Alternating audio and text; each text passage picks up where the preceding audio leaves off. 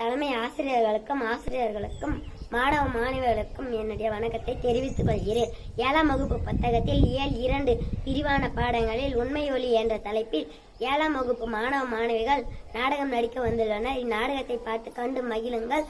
பவ்யா என்பவர் உரையாட வருகிறார். உலக மக்கள் அனைவரையும் உடன் பிறந்தவராக கருதுவதே உயர்ந்த மனித பண்பு ஆகும். அப்பண்பை பெறுவதே சிறந்த அறிவாகும். அத்தகைய அறிவுடைய சான்றோர்கள் துன்படும் மக்களுக்கு தம்மால் முயன்ற உதவிகளை செய்வார்கள். அவ்வாறு உதவும் போது தமக்கு இழப்பு ஏற்படும். எதை பற்றி கவலைப்பட மாட்டார்கள். இக்கருத்துக்களை விளக்கம் ஜென்கதை ஒன்றை நாடகமாக காண்போம். ஜென்குரு ஒருவர் மாணவர்களுக்கு பாடம் கற்பித்துக் கொண்டிருக்கிறார்.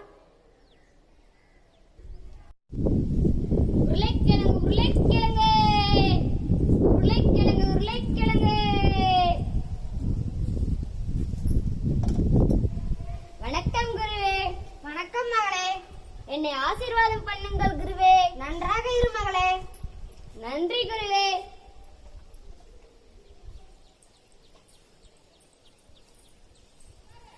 இன்றைய பாடத்தை இங்கே காண்போம். அமருங்கள் குழந்தைகளே.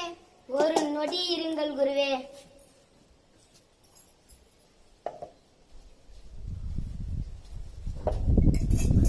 அமருங்கள் அமருங்கள். குழந்தைகளே, உண்மையான ஒளி எது என்பதை பற்றி இன்று அறிந்து கொள்ளப் போகிறோம். அறிந்து கொள்ள ஆவலாக உள்ளோம். பிறப்பின் அடிப்படையில் எல்லா உயிரும் ஒன்றே.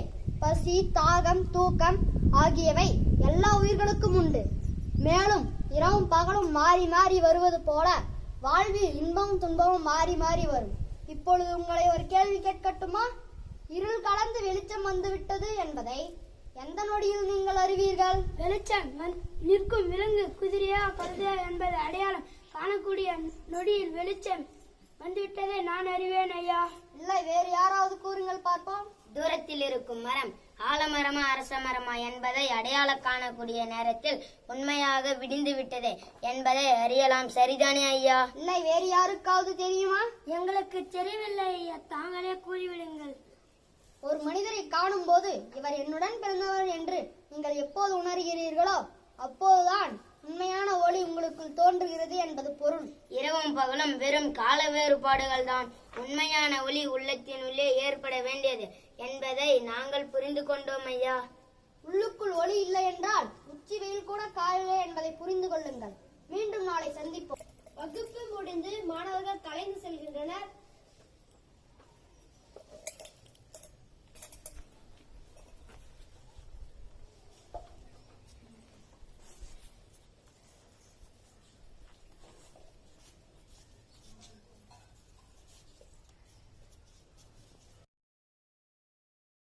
சிற்றூருக்கு புறப்படுகிறார். இருட்டுவதற்குள் ஊரை அடைய வேண்டும். யார் அது சாலையாரம் படுத்து கிடப்பது? குதிரையை நிறுத்தி கீழே இறங்கிய குரு அந்த மனிதரை எழுப்புகிறார். குழந்தாய், எழுந்திரு. யார் நீ? ஏன் இங்கே படுத்திருக்கிறாய்? இவன் மயக்கமடைந்திருக்கிறான். குழந்தாய், எழுந்திரு. இந்த நீரை கொஞ்சம் குடி. மயக்கமடைந்தவர் எழுந்து உட்காருகிறார். பசியால் மயங்கி விழுந்து விட்டேன் ஐயா. நான் பக்கத்து ஊருக்கு செல்ல வேண்டும். அப்படியா? சரி, என்னிடம் குதிரை இருக்கிறது, நான் உன்னை அழைத்து செல்கிறேன். குரு அவனை தன் குதிரை மீது உட்கார வைக்கிறார்.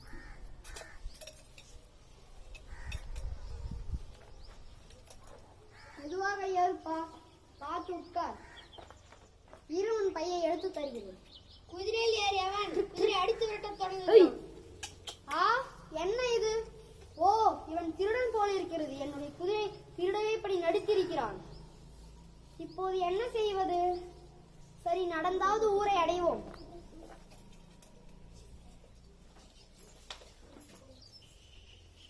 பூவாய் பூவாய் பூவாய் பூவாய். மகளே, இங்கு எங்குள்ளது சந்தை? நானும் சந்தைதான் போறேன் ஐயா, நீங்களும் வாங்கள். சரி.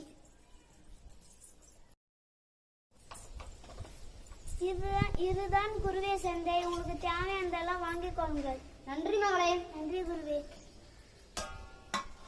இங்கு எங்கு குதிரை கிடைக்கும்? சரி, தேடுவோம்.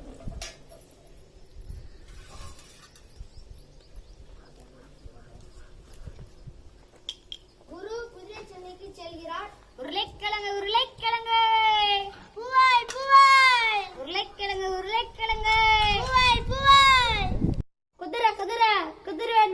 குதிரை குதிரை குதிரை என்னுடைய குதிரை போல் உள்ளதே.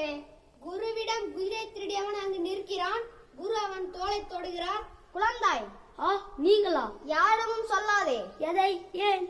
இந்த குதிரை எப்படி கிடைத்தது என்று யாரிடமும் சொல்லாதே. ஓ, இவர் ஏமாந்தது யாருக்காவது தெரிந்தால் அவமானம் என்று நினைக்கிறார் போல் இருக்கிறது. நீ நினைப்பது எனக்கு புரிகிறது குழந்தாய். ஆனால் நான் ஏமாந்து போனது தெரிந்தால் எதிர்காலத்தில் உண்மையிலேயே யாராவது சாலையோரம் மயங்கி கிடந்தால் கூட அவர்களுக்கு யாரும் உதவ முன்வர மாட்டார்கள். குறுகிய தன்னலத்துக்காக நல்ல கோட்பாடுகளை அழித்துவிடக் கூடாது. இதை நீ தெரிந்து கொள். குருவின் பெருந்தன்மையை உணர்ந்த அவன் வெற்றி தலை குனிகிறான். குருவே, என்னை மன்னித்து விடுங்கள். நான் இனிமேல் திருட மாட்டேன், ஏமாற்ற மாட்டேன். என்னை மன்னித்து விடுங்கள் குருவே. என்னையும் உங்கள் மாணவராக சேர்த்துக் கொள்ளுங்கள் குருவே. நீ திருந்தியதே எனக்கு மகிழ்ச்சி. நான் உன்னை மாணவராக சேர்த்துக் கொள்கிறேன். வா, என்னுடன் வா.